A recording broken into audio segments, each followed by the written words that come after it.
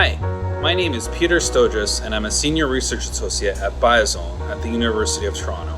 This is our protein crystallography and X-ray diffraction lab. I'm interested in the structure and function of microbial proteins and enzymes. Our lab has been studying proteins from bacteria and fungi that mediate antimicrobial resistance, or proteins that we can target by new antibiotics or antifungal drugs.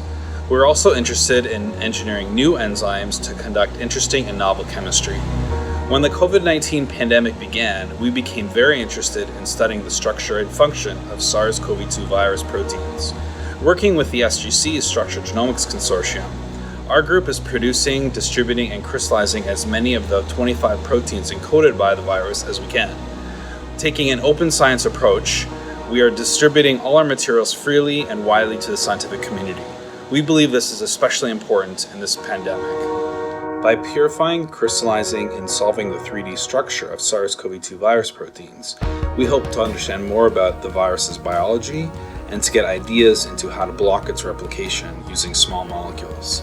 Behind me is an image of a SARS-CoV-2 virus protein that the virus uses to hide from our immune system.